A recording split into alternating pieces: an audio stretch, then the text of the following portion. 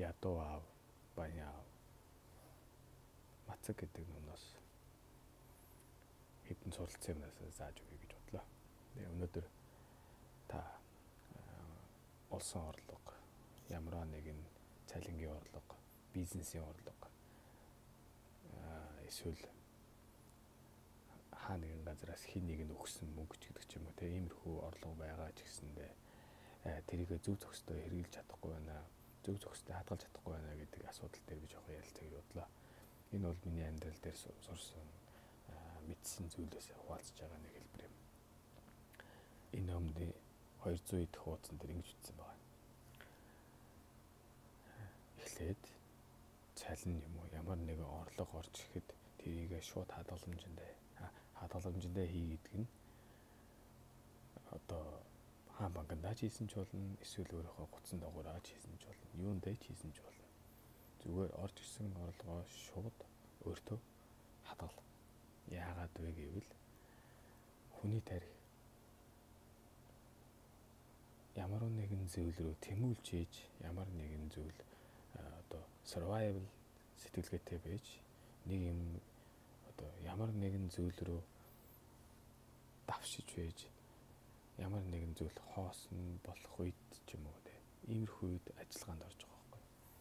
Тэгээд сарын цалингаа сарын эцэс цалин буулаа гэж бодоход тэрийг шууд хадгаламжтай хайчих юм бол яаж амьдрах юм бэ гэдэг дээр энэ тархийг ажилуулж байж бид тэр хадгаламжтай болох юм байна. Түүнээс биш цалин орж ирлээ. Байрны мөнгө, усны мөнгө, тогны мөнгө, одоо шинжтийн зарлагууд, хувц сунараас ахуулаад эндээ өгчих юм бол энэ бол хүнийг баян болгож байгаа. Бусад хүмүүсүүдээ баян болгож байгаа. Тийм болохоор эхлээд орж ирсэн орлогоос шууд хадгаламжтай хийчих юм бол хоосон болсон ямар ч мөнгөгүй болсон хүн тархин ажиллаад дахиад өдөр шөнөгүй тэрийг ажиллаж байгаа. Одоо жишээ нь би өөр дөр жишээ бариад ярихад цалин орж ирлээ. Шууд бүгдийг нь хадгаламжтай. Тэнгууд л цаана байрны мөнгө, усны мөнгө, хоолны мөнгө яах вэ гэдэг асуудал дээр тулгарч ирнэ.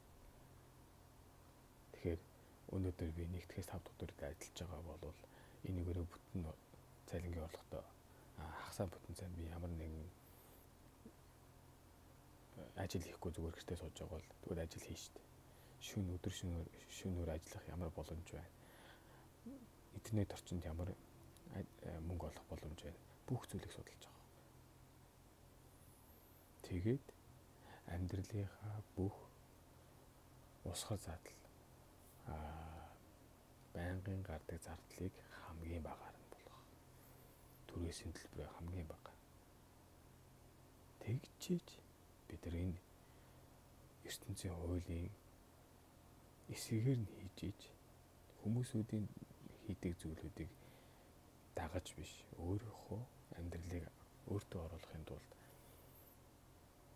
өөрийнхөө цаг хугацааг өөртөө авахын тулд мөнгийг сайн хадгалах хэрэгтэй байна.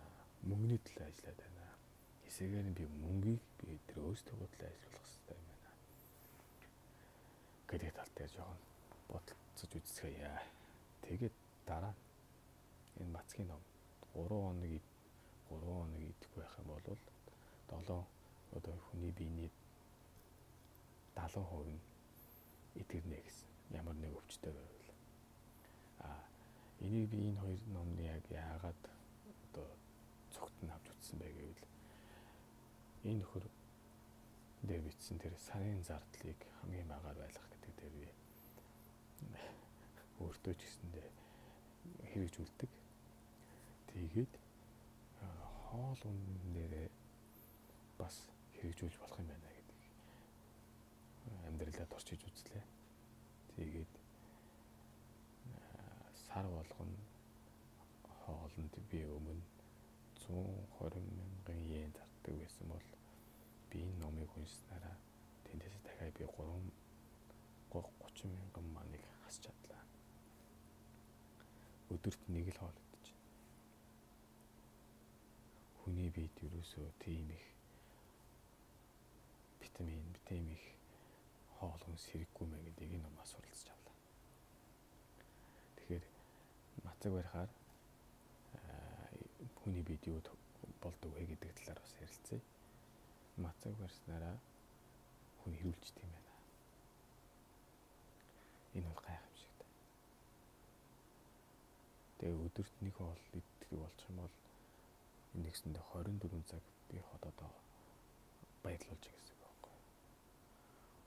Ходоод хоосон байх тусам хүн эрүүлж, ходоод хоосон байх тусам хүн залууж, ходоод хоосон байх тусам баян бол төрөөчмэ зузаар эрүүлж. За тэг хамжилж.